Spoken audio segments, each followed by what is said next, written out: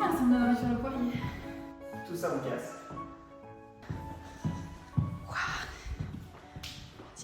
Tiens. Bon, comme vous l'avez compris, on vient d'acheter cet immeuble, cette merveille, ou pas.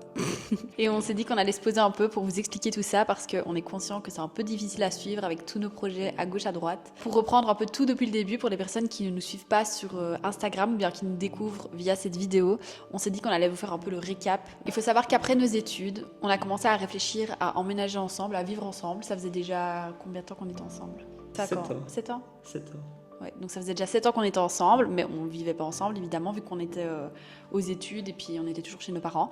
Et donc là on a commencé à envisager ça. Sauf que moi, il faut savoir que j'ai toujours eu envie d'acheter jeune, d'être jeune propriétaire et de ne pas louer et entre guillemets jeter mon argent dans un loyer. Enfin ça c'est un peu ma façon de voir les choses. On a brièvement regardé les biens à louer parce qu'on était pressés de vivre ensemble, mais on s'est vite dit que non en fait. Et c'est vrai que c'est toi qui m'as mis en tête qu'on allait peut-être acheter. Parce que moi, je m'étais jamais posé la question, en fait. Acheter ou louer, c'est pareil. Oui, et puis t'avais un peu peur des travaux aussi. Mais je savais rien faire. Moi, je bricolais dans ma chambre, petit collage photo et tout depuis que j'avais 5 ans. Mais j'ai jamais fait de gros travaux à ce moment-là de notre vie. Et Thibaut était pas du tout manuel. Donc c'est vrai que c'était un peu compliqué pour lui de se projeter, de rénover une maison complète. Moi, j'avoue que ça me tentait. Je sais pas pourquoi. Je suis du genre à me poser 1 milliard de questions dans la vie en général. Mais par contre, pour ça, j'étais assez sûre de mon coup. Donc c'est de là qu'on a acheté notre première maison. Donc en février 2021, on a signé chez le notaire. Et pendant plus d'1 an, on a tout rénové. On n'avait pas forcément énormément de budget, évidemment, on sortait des études, donc on a mis toutes nos économies dans les frais de notaire. On avait quand même droit à des frais réduits vu que c'était notre premier achat, donc ça c'était cool, mais on avait clairement plus rien et donc on avait un budget de travaux de 50 000 €. On devait faire un max de choses nous-mêmes pour arriver au bout du projet. On n'a pas eu le choix en fait de se lancer. Ouais. On a commencé à casser, etc. Bon, ça évidemment c'est pas très compliqué, mais après on a dû vraiment s'entourer, faire appel à des connaissances du milieu qui nous ont expliqué certaines choses. C'est vrai qu'on a eu de la chance, parce qu'on a quand même été aidés beaucoup. On ne demandait pas aux personnes de faire Oui. tout à notre place. On demandait à une personne de nous expliquer un peu comment fonctionne l'électricité. On n'y connaissait rien, on savait changer une ampoule, mais ça s'arrêtait là. Et là, voilà, on a fait toute l'électricité de la maison nous-mêmes, à part le tableau électrique qui est plus technique. Autre chose importante, il faut savoir que ce premier achat, il était composé de 2 appartements. Ce qui était un gros plus, puisque en fait, on allait vivre à l'étage et on allait louer le 2e appartement en Airbnb, ce qui allait nous permettre de payer le crédit. Au final, on emménage environ 1 an plus tard et on termine les travaux du Airbnb en août 2022. Donc là, on peut commencer la location. Et c'est justement à ce moment-là que la maison juste en face de chez nous est mise en vente. Et du coup, par curiosité, on s'est dit qu'on irait bien visiter. On en avait parlé avec mon frère, on s'est dit tiens, on irait bien voir tous les 3 la maison. On est allé la voir et on s'est dit tiens, les travaux, ça va peut-être vite nous manquer. C'est vrai au final. Oui, c'est vrai, on avait fini les travaux à peine depuis 1 semaine. On s'est dit, mais tiens, on a fini, qu'est-ce qu'on va faire ensuite, quoi. Et voilà, c'est arrivé comme ça, juste en face de nous. On a décidé de l'acheter à 3 avec mon frère. Et du coup, c'était reparti pour les gros travaux. Si vous nous suivez sur Insta, vous avez vu le plus gros effet, mais elle n'est pas terminée. Voilà, il nous reste encore pas mal de choses à faire. Ensuite, il faut savoir qu'on s'est un peu pris d'une passion pour l'immobilier. J'arrête pas d'écouter des podcasts là-dessus. Ouais, c'est vraiment un sujet qui nous intéresse. Et on s'est développé un petit passe-temps qui est de checker les biens à vendre sur ImoWeb, donc le site belge qui reprend un peu tous les biens à vendre, à louer, etc. J'ai carrément des notifications chaque fois qu'il y a un bien qui avance sur Malmedy. Et qui correspond aux critères que tu as mis. Ouais. Et on se dit, ça peut être cool, c'est pas cool, c'est rentable, c'est pas rentable. Voilà, même si c'est pas pour acheter, en fait, on aime bien se projeter, on imagine ce qu'on pourrait faire de telle ou telle maison, même si on n'a pas prévu du tout de l'acheter. Et c'est comme ça qu'un jour, il y a eu un nouveau bien à vendre, qui était un immeuble de 6 appartements, 2 surfaces commerciales, quelque chose d'assez gros. On le trouvait vraiment trop bien. D'ailleurs, on l'a découvert, celui-là, pas sur ImoWeb, mais en se promenant un jour soir, on se baladait, on a vu un panneau à vendre, puis on l'a trouvé sur le site. Et bref, il y avait un énorme potentiel. On a décidé, toujours avec mon frère, on a une petite conversation à 3 où on s'envoie un peu les biens à vendre. Et on a décidé d'aller le visiter. On n'avait pas forcément l'intention d'acheter. Il y avait un autre bien qui était en vente depuis plusieurs mois. et qui était toujours sur le site. Donc on s'est dit, tant qu'à programmer une visite, on va voir si on peut aller visiter l'autre aussi. Sans grande conviction, il était là depuis un certain temps. Le jour des visites arrive et là, la première visite dans l'immeuble de 6 appartements, 2 surfaces commerciales, c'était énorme, vraiment énorme en termes de volume, en termes de charge de travail, de travaux. Franchement, même si on s'y mettait à fond, je pense qu'on en avait pour au moins 2 ans. Ouais. C'était vraiment, vraiment gros. C'était vraiment un très très gros projet et surtout beaucoup plus gros budget travaux à prévoir que ce qu'on aurait pu imaginer de base. Donc voilà, le projet était hyper cool, on aurait kiffé, mais c'était trop gros pour nous. Surtout qu'on n'est que 3, on est quand même jeunes, on n'a peut-être pas assez d'expérience pour ça, donc on s'est dit bon, c'est pas possible. Après-midi même, on avait l'autre visite et là, clairement, moi j'y allais sans grande conviction. Thibaut était un peu plus emballé. En fait, vu le prix par rapport au fait qu'il y avait 4 appartements. Tu savais pas ça? Mais si, parce que dans l'annonce, il était mis 4 appartements, mais on ne savait pas si à l'urbanisme c'était bien légal. Parce que des fois, ils mettent ça sur les annonces, mais en fait, à l'urbanisme, c'est pas du tout légal. Au moins la capacité de faire 4 appartements, mais on n'en savait pas vraiment plus, quoi. On arrive dans la maison avec, c'était une autre agent immobilière. Là, on apprend des bonnes nouvelles, on va dire, puisqu'elle nous dit qu'en fait, les 4 appartements sont déjà déclarés à l'urbanisme. Donc ça, c'était déjà un gros point positif, puisque faire les démarches pour déclarer 4 apparts, ça peut être compliqué. Et coûteux. Ouais, et coûteux. Et donc on fait la visite et là on était quand même assez surpris. Il y avait une bonne hauteur sous plafond, l'appartement était assez lumineux. Autre chose qui était bien, c'est qu'en fait il y a 4 appartements déclarés, mais par contre il n'y a rien qui est aménagé pour 4 apparts. Il n'y avait que 3 cuisines et en fait c'est vraiment une maison, donc il n'y a pas de séparation entre les différentes unités. On a directement regardé, c'était assez facile à mettre en place. Mais le prix restait assez élevé, donc la maison était affichée à 320 000 €. Évidemment, ça pourra paraître peu pour certaines grandes villes, mais là, on est dans une petite ville quand même. Donc voilà, ça paraissait assez élevé, étant donné l'ampleur des travaux à prévoir. On sort de cette visite, et là, on n'a pas trop réfléchi, en fait, on le sentait bien. Et on s'est dit, on va tenter une offre. Nous, on s'est dit, on va vraiment tenter le tout pour le tout. On va mettre 250 000 €. Au pire, si on l'a pas, on voulait pas absolument acheter un immeuble en fait. Oui, c'était pas du tout dans nos plans à la base. On s'est dit on va tenter une grosse négo. Si ça passe, ce sera une bonne affaire et dans ce cas-là, ça pourra englober dans le projet les travaux, etc. qui sont nécessaires. Mais voilà, on l'aurait pas acheté au prix affiché. Eux, ils nous ont répondu non. Ils ont fait une contre-proposition. À 280 000 280 000 €. On a dit non. 250 000, on n'a pas changé notre prix. Voilà, on a expliqué que si on achète à plus que 250 000, on n'aura pas le soutien de la banque étant donné la charge des travaux. On leur a dit que nous, on maintenait notre offre à 250 000. Finalement, après quelques négociations et échanges, on s'est mis d'accord sur 257 500, très précis. Ça reste quand même une bonne négociation. Parce qu'on a gagné combien en tout? 62 500? Ouais. On a bien joué la négo, on avait fait de la tenter. Après ça, il fallait évidemment qu'on sache si la banque allait nous suivre sur ce projet, donc on a pris rendez-vous dans la même banque dans laquelle on a déjà les 2 premiers crédits. Avant d'avoir le rendez-vous de la banque, moi j'ai préparé un petit dossier sur ma tablette. On a listé nos revenus actuels de nous 3. Les revenus locatifs de l'Airbnb. Qui de base ne sont pas pris en compte, mais comme là ça faisait presque 2 ans, ils pouvaient tenir compte de ça. Enfin voilà, c'est un peu au cas par cas souvent. Ah oui, il fallait aussi faire des estimations des loyers qui pourraient être engendrés par ce bien-ci. On a aussi la deuxième maison qui est en cours de travaux et qui va être une maison avec un revenu locatif. Donc on a pu mettre aussi ces revenus locatifs-là dans la balance pour le nouveau prêt. On signe un compromis qui a une clause de... Une clause suspensive. Voilà, c'est ça. Donc on signe un compromis qui a une clause qui stipule qu'en fait le compromis est valable et la vente ira au bout seulement si la banque accepte de nous accorder le crédit. Ça c'est hyper important aussi, sinon on aurait été obligé entre guillemets d'acheter alors que on n'aurait pas eu l'argent. Enfin, on a l'accord de la banque qui nous suit sur le projet. Puis entre-temps, nous on part à Bali, on fait un peu notre vie, enfin voilà, le temps passe. Il faut savoir qu'entre le compromis et la signature, y a tout un travail qui est fait au niveau du notaire qui récupère tous les documents nécessaires. Ça prend un peu de temps et donc on avait rendez-vous chez le notaire le 24 octobre, oui. Hier.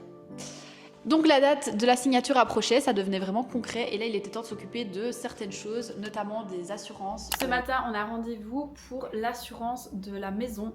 Donc en fait il faut savoir que quand vous achetez une maison, un immeuble, peu importe quoi que ce soit, vous devez l'assurer au niveau des incendies. Ça couvre aussi je pense le vol, etc. Je sais plus exactement, ça fait longtemps. Donc voilà, on va aller voir tout ça, mais c'est aussi quelque chose qu'il faut vraiment prendre en compte quand vous achetez un bien, que ce soit, comme je dis, votre propre maison ou une maison, un investissement locatif. C'est à prendre en compte parce que nous ici, pour la maison actuelle, je pense qu'on paye 800 € par an environ, hein, j'ai plus le montant exact. La nouvelle maison, je pense qu'on est un petit peu moins, mais là pour le moment, de toute façon, elle est assurée en tant que maison vide vu qu'elle n'est pas encore habitée. Mais alors je me réjouis de voir pour l'immeuble, sachant qu'il y a 4 apparts, je pense que ça va chiffrer un peu plus, ça va être moins marrant. Il faut savoir que nous, dans les conditions du crédit, pour avoir droit à un meilleur taux, on était obligé de passer par l'assureur de notre banque directement. Donc voilà, on va pas comparer différents assureurs, mais vous pouvez aussi passer par un courtier qui va comparer différentes offres et vous aurez du coup peut-être une offre plus avantageuse.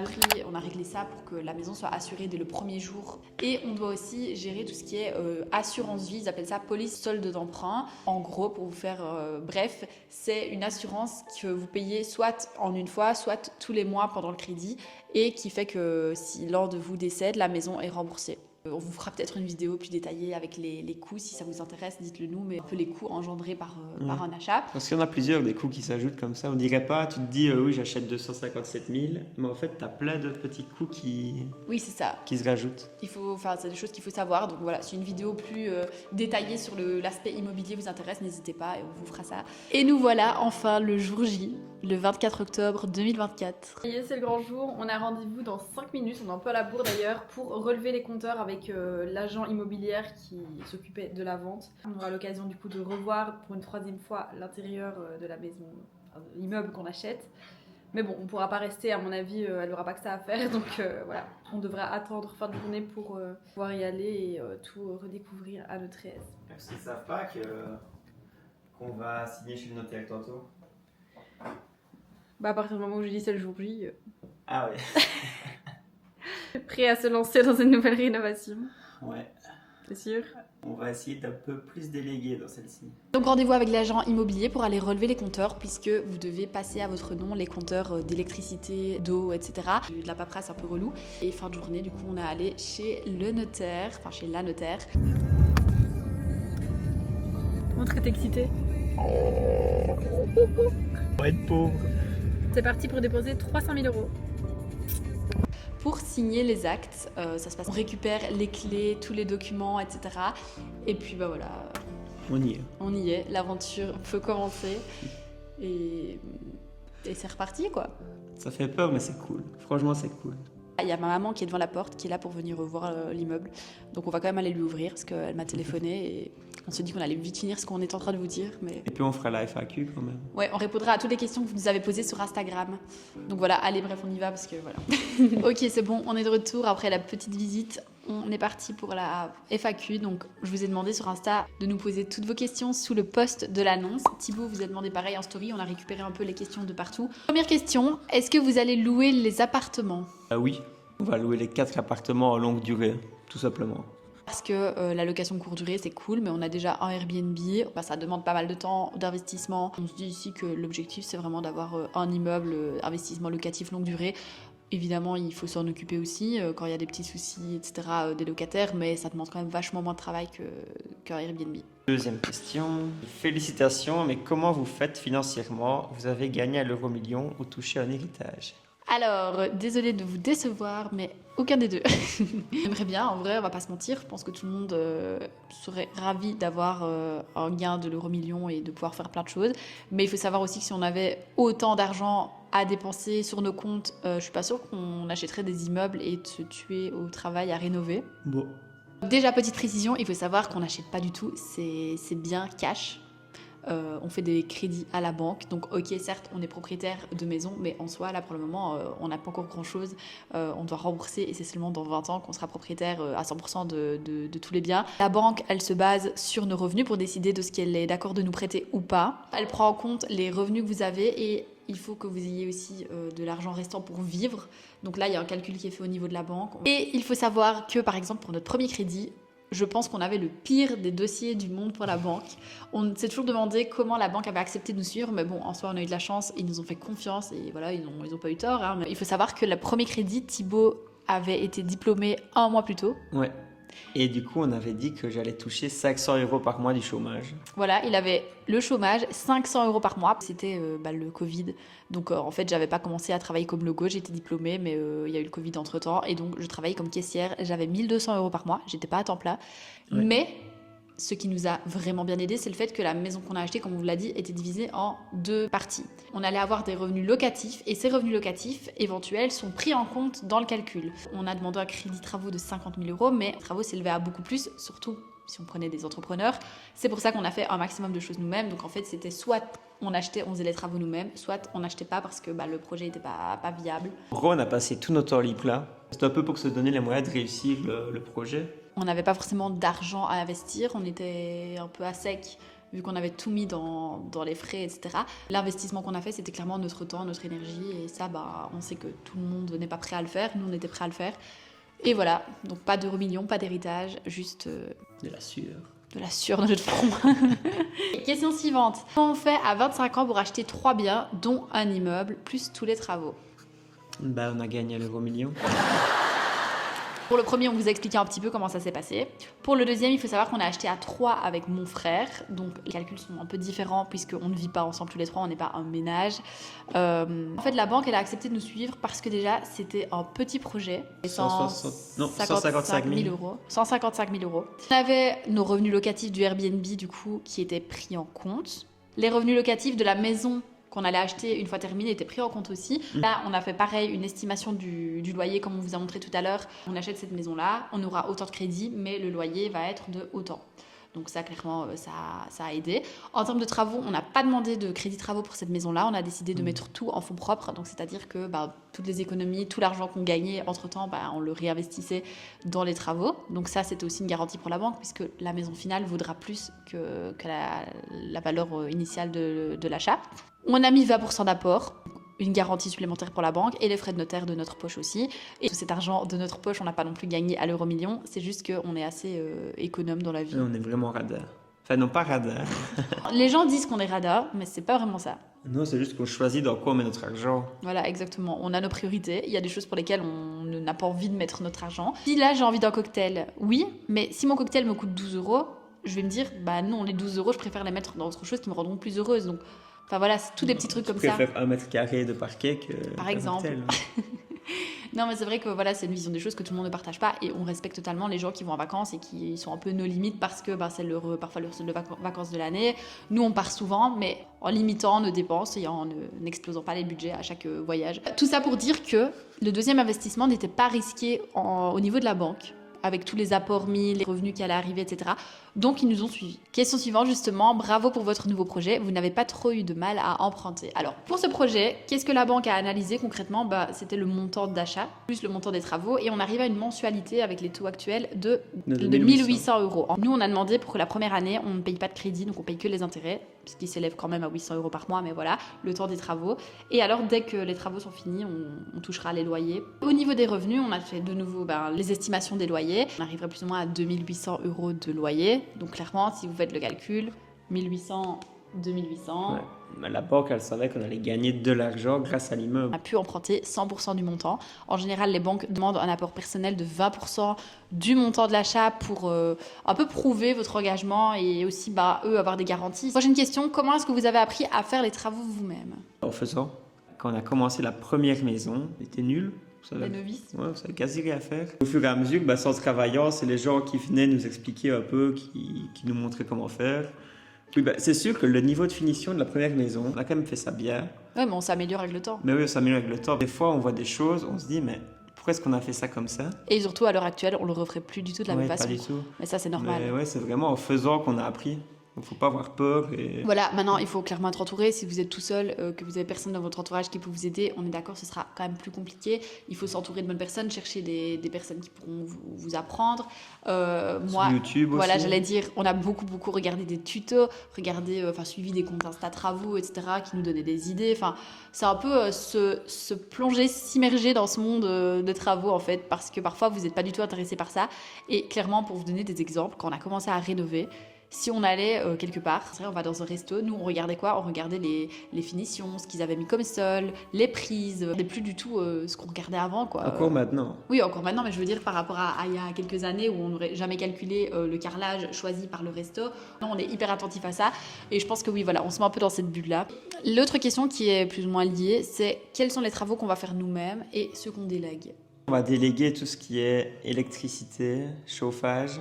Ça, je pense que c'est des choses qui prennent beaucoup de temps. En fait, on sait les faire nous-mêmes, Ouais. mais on va quand même les déléguer par manque de temps. Les professionnels, ils prennent quand même beaucoup moins de temps. Donc, Oui, ils sont plus rapides, ouais. ils sont habitués, ils sont experts dans leur domaine. Nous, on est capable de le faire, on l'a déjà fait, mais c'est vrai que on a notre travail aussi à côté et voilà, ça devient un peu. Ouais. On cherche un peu un équilibre là-dedans. Ce qu'on va faire nous-mêmes, c'est déjà tout casser. Ça va relativement vite. C'est Et facile. il faut vraiment pas un professionnel pour faire ça, parce que lui n'ira pas forcément plus vite que nous pour casser. Là, typiquement, si vous vous lancez dans la rénovation, vous pouvez très bien casser et évacuer, etc. C'est quelque chose qui prend du temps, mais qui n'est pas forcément coûteux, qui ne va pas vous demander de grandes qualifications. Et pourtant, si vous demandez à une entreprise de tout vider, tout casser, etc., je pense qu'on n'a jamais fait le devis, mais ça s'élève à des chiffres exorbitants. Et on préfère mettre cet argent-là, du coup, dans l'expertise d'autres corps de métier. Ensuite, refaire les structures, on va dire refaire des cloisons, etc. Ça, à mon avis, on le fera nous-mêmes. Plafonnage aussi, ça on délègue. Et surtout, un truc que tu n'as pas dit, c'est au final le principal. Nous, qu'est-ce qu'on va faire? Faire les plans, de voir ce qu'on veut faire, qu'est-ce qui va où, comment est-ce qu'on organise, j'en sais rien. Moi, il faut un radiateur au dernier étage, par contre, on fait passer des tuyaux, enfin, vraiment toute la logistique. Oui. Aussi, commander les articles, j'en sais rien, moi, trouver les 4 cuisines, trouver les 4 salles de bain, comment est-ce qu'on les dispose, gérer les différents corps de métier. Enfin, c'est plus la gestion là dans le chantier qui va être énergivore et qui va nous prendre du temps. Et surtout, tout documenter. Ça, c'est une partie qu'on sous-estime et dont on ne parle pas forcément, mais l'air de rien, on a envie de vous partager le projet à fond et ça prend un temps de ouf de tout filmer, de vous expliquer, de faire des vidéos YouTube. Enfin voilà, ici, depuis 1h30, on a tourné la vidéo YouTube, mais on n'a rien fait de plus, quoi. Tout ça, ça prend vraiment du temps. Donc, question suivante. À combien s'élèvent les travaux et est-ce que vous avez un délai de fin de travaux? On a emprunté 50 000 € pour le budget de travaux. Pourquoi 50 000 €? Parce que quand tu dépasses 50 000 €, tu dois tout justifier avec des devis, des professionnels, etc. Et quand tu es en dessous, tu es un peu plus libre. C'est assez facile de justifier auprès de la banque que vous avez besoin de ce montant. On a rempli un petit tableau et c'était OK.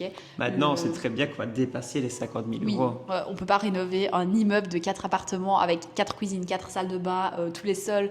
Au final, on a quoi? On a 400, 500 mètres carrés de sol à changer. On va clairement remettre plus d'argent de nos économies. Du coup, pour le budget, en fait, on a un peu notre expérience, mais notre expérience de débutant quand même. On ne sait pas forcément budgétiser très précisément les travaux, mais on a globalement une idée de combien ça peut nous coûter.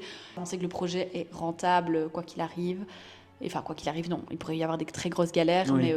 Et il y avait une date aussi dans la question? Oui, le délai de fin de travaux. Nous, on espère 1 an, mais on n'en sait rien. On n'en sait rien. En fait, l'idée, ça rejoint une question qui vient plus tard, mais l'idée, c'est vraiment d'être focus sur cet immeuble-ci et de finir les travaux au plus vite parce que, comme on l'a expliqué, nous, on va toucher des revenus à partir du moment où on aura les loyers, donc où les appartements seront loués.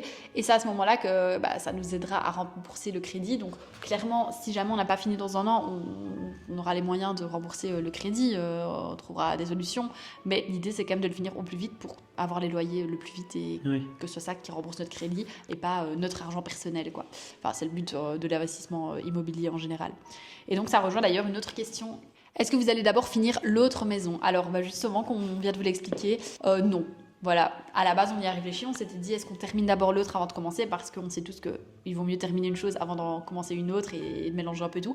Mais on ne le fera pas pour plusieurs raisons. En termes de projet, l'autre, c'est un petit projet. Ça veut dire que s'il n'avance pas, on a un crédit de 700 plus ou moins 700 € par mois, donc c'est un petit crédit. Si on le laisse 3 mois en stand-by et qu'on a 1800 € de crédit à payer tous les mois pendant ces mois de stand-by, c'est clairement pas avantageux pour nous.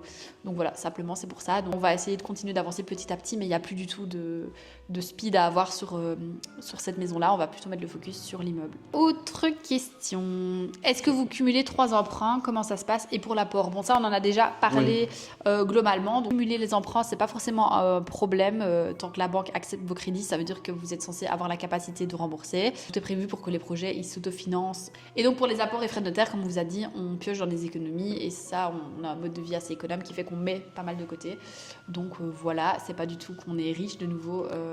Ça, c'est clairement un truc qu'on a entendu aussi. Les gens pensent que vu qu'on est sur les réseaux, on gagne des sommes astronomiques et que oui, on est riche. Mais il faut savoir une chose, ces 3 maisons qu'on a achetées, je les ai achetées uniquement avec mes revenus de salarié. Je ne me suis en fait jamais versé de salaire. Ça fait seulement 1 mois que je me verse un salaire vu que j'ai arrêté mon travail de logo. Thibaut, pareil, il a fait les crédits avec son salaire de prof. Moi, le plus que j'ai gagné pour les crédits de la banque dans les revenus que je leur donnais, que je leur transmettais, je pense que c'était 1 700 €. Je pense que j'étais à 1200, 1500, 1700, vers là. Toi, c'est plus ou moins pareil. Là, ça rejoint la question de l'euro-million, de l'héritage. Non, pas du tout.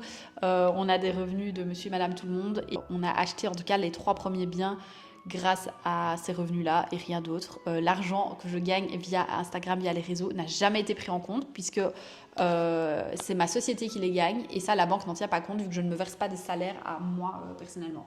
Pour les apports, ce crédit-ci, on vous l'a dit, on a eu la chance de pouvoir emprunter à 100%, donc on n'avait pas d'apport à mettre, mais on a quand même mis 40 000 € de frais de notaire. Ouais, un diviseur 3, mais bon. Il fallait quand même des économies, il fallait quand même avoir bien mis de côté. On est propriétaire d'une nouvelle construction et on veut investir dans du locatif. Comment les banques réagissent? Alors les banques, déjà, c'est du cas par cas. Elles vont vraiment analyser votre situation.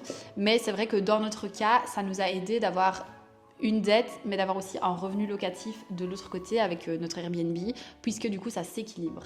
Quand vous avez une nouvelle construction ou un achat de maison, votre résidence principale, en fait, vous avez une dette, mais vous n'avez pas forcément de revenus générés par cet investissement.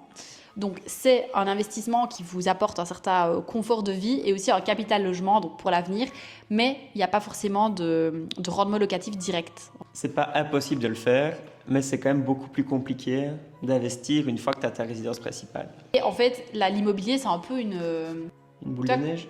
Ouais, un effet boule de neige, c'est ça. En fait, quand tu commences ton premier achat, il est rentable, tu peux faire un deuxième. S'il est rentable, tu peux faire un troisième. Le but, c'est que chaque achat, tu essayes d'avoir un cash flow positif. Non seulement c'est rentable, mais en plus, tu as une petite... capacité d'emprunt plus élevée. Oui, tu as une petite somme qui se rajoute à ton portefeuille, on va dire. Et tu sais emprunter chaque fois plus gros. Nous, on a fait un appartement au début, puis on a fait une maison, là, on fait un immeuble. Voilà, c'est ça. C'est pas qu'on n'aurait pas pu commencer par l'immeuble, mais c'est vrai que les banques nous font confiance parce qu'on a déjà 2 crédits, on a déjà 2 projets et que tout se passe bien. Mais parfois, il faut commencer petit et puis évoluer. Pour la situation de la nouvelle construction, c'est un peu à voir avec la banque en fait, combien elle pourrait vous prêter. Et à ce moment-là, vous pouvez voir, vous, quel est votre budget pour un éventuel investissement locatif. Ce sera peut-être au début un petit appartement. C'est possible, mais il faut y aller petit à petit, quoi. Alors, vous allez vivre dans la deuxième maison ou rester là? On commence à penser à aller vivre dans la deuxième pour être dans une maison entière. Donc vraiment avoir une maison juste pour nous, avec un extérieur. Oui, et puis c'est un peu aussi histoire de changer. Enfin, on travaille de la maison, on est souvent chez nous, on se dit, bon, pourquoi pas, c'est un peu aussi un kiff personnel, quoi. Ouais, c'est vrai. Un déménagement, moi je trouve ça cool. En fait, c'est surtout pour ça. Oui, principalement, parce que tu trouves des excuses là, mais voilà, why not? On n'a encore rien décidé, on ne sait pas du tout quand ce sera, quand ça arrivera. Vu qu'on a eu droit aux frais de notaire réduits pour notre premier achat, on était obligé d'être domicilié et de vivre dans notre maison pendant 3 ans. Mais bon, on y sera très vite. Là, ça fait déjà 2 ans et demi, donc voilà, à voir, affaire à suivre. Sinon, si c'est pas ça, ce sera de la location aussi. Prochaine question. À 30 ans, vous n'aurez plus besoin de travailler. Vous étiez chez vos parents pendant la réno de la première maison.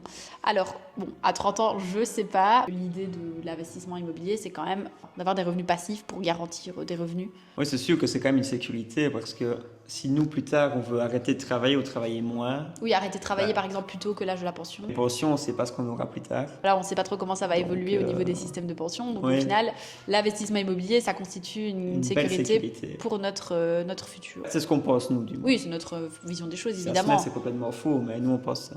Voilà, c'est ça. On n'est pas là pour imposer et dire qu'il n'y a que notre façon de voir les choses, évidemment, mais on vous partage la nôtre. Et est-ce qu'on vivait chez nos parents? Bah oui. Et franchement, j'encourage tout le monde à le faire. Parce que franchement, tu mets beaucoup d'argent de côté. Du coup, ça aide quand même pas mal. C'est ça. Après, on n'est pas resté là jusqu'à 30 ans. Enfin, je veux dire, on avait quand même que 21 ans et 22 ans. Enfin, ça aurait été un peu plus compliqué. C'était pas possible parce que vous pouvez toujours demander, par exemple, pendant des travaux, de ne pas payer le crédit, de payer que les intérêts. Donc, voilà, il y a toujours des choses possibles. Mais ça nous a aidé, clairement. Après, on sortait des études. On commençait à peine à travailler. Donc, c'est vrai que voilà, on n'a pas vraiment mis de côté non plus. Dès qu'on a commencé à travailler, le projet est arrivé en même temps. Et donc, tout l'argent qu'on gagnait par le travail partait dans les travaux. Donc voilà. Mais c'est clair que ça nous a aidés. Si on avait dû payer un loyer, c'était pas pareil. Ça, on est bien d'accord. Voilà. Maintenant, c'est pour ça aussi que nous, on voulait acheter jeune, pour ne jamais payer de loyer, en fait. Ouais. Ok. C'est quoi la prochaine étape? Alors, pour les étapes, là, on vous prévoit vraiment une vidéo où on vous fait visiter tout l'immeuble. Il est quand même assez grand, donc on s'est dit qu'on n'allait pas faire tout en une seule vidéo, donc ce sera la vidéo de la semaine prochaine. Et alors, on vous expliquera un petit peu ce qu'on a prévu de faire. Et dites-nous aussi, d'ailleurs, si ça vous intéresse de suivre un peu sur YouTube les avancées des travaux, voir un peu comment on s'organise, comment on se lance. Il y a plein de choses à penser. On s'en rend pas forcément compte, mais nous, c'est vrai qu'on trouve pas beaucoup de contenu de ce style-là sur Ouais, YouTube. non. Il y avait Rachel et Emilia, c'était cool. C'est les seules qu'on regarde sur YouTube, vraiment. Ouais, dites-nous si ça vous intéresse, un peu l'expérience de petits débutants comme nous, de petits jeunes qui n'y connaissent rien mais qui essayent. Dernière question de cette vidéo. Quel conseil donneriez-vous à quelqu'un qui hésite à se lancer dans l'immobilier à votre âge? Bah, vas-y. Aussi Foncez. simple que ça, franchement, vas-y. Voilà. Une fois que tu as l'accord de la banque, bah, tu réfléchis pas. Enfin, si, tu réfléchis quand même. Achète pas n'importe quoi. Ça fait peur, mais franchement, il faut oser et rien n'est jamais irréversible. Si vous achetez quelque chose, ça ne veut pas dire que dans 5 ans, vous ne pouvez pas le revendre si vous changez de projet de vie. Enfin, on n'achète pas une maison comme on achète du pain, on est d'accord. Mais rien n'est irréversible en fait. Et si vos calculs sont bons, que vous êtes bien entouré, que voilà, vous êtes motivé, je pense qu'il n'y a pas vraiment de raison que ça ne marche pas. Mais sinon, le fait d'investir jeune, c'est vraiment, je pense, la meilleure décision de notre vie. Moi, j'avais 22 ans, je pense, pour le premier achat. Toi, tu avais 23 ans. Ça veut dire qu'à 45 et 47 ans, on aura une maison et 6 appartements qui seront totalement remboursés avec des loyers qui tombent tous les mois. Donc voilà, c'est pas négligeable. Et voilà. Et voilà. Sur ce, bon, on a beaucoup parlé. Beaucoup J'espère trop que... parlé, elle se tait jamais. Heureusement. Il n'y avait que toi, la chaîne YouTube. Il n'y aurait que des shorts. Non, c'est vrai, c'est vrai. Mais j'espère que vous avez quand même regardé tout jusqu'au bout et que vous avez appris pas mal de trucs. Ouais, que Ça, c'était c'était le but. intéressant. Et que vous allez regarder la prochaine vidéo. La semaine prochaine, avec le house tour. Ouais. Enfin, on vous fait vraiment visiter en mode caméra embarquée. On vous montre les pièces. On vous dit, voilà, telle pièce, ça va être ceci. Qu'est-ce qu'on va faire, etc. Des petits mood boards, des petits plans. Enfin, on va voir un peu ce qu'on Beaucoup peut sur faire. Insta aussi. Allez suivre Thibaut qui a prévu de partager pas mal le projet rénovation. De mon côté, je vais en parler aussi. J'aimerais bien faire des petits posts récap et des stories, mais c'est vrai que j'ai quand même pas mal d'autres projets en cours que je partage sur mon compte. Et donc voilà. Dites-nous le type de contenu que vous voulez voir d'ailleurs par rapport à l'immeuble. Est-ce que l'aspect vraiment où on vous explique le côté immobilier, etc. vous intéresse? Les étapes et les travaux ou plus les backstage, comment on gère tout, enfin voilà. Oui. Comment on gère le budget? Est-ce que vous voulez des détails du budget? Enfin, j'en sais rien. Dites-nous quel aspect de cette transformation et de ce projet vous intéresse. Comme ça, on peut axer un peu le contenu là-dessus. On va aller filmer le house tour et on va aussi aller manger. J'ai trop faim. C'est vrai qu'il est midi. Ouais, il va être midi déjà. Allez, À plus dans le bus. ciao. J'ai eu mal au dos.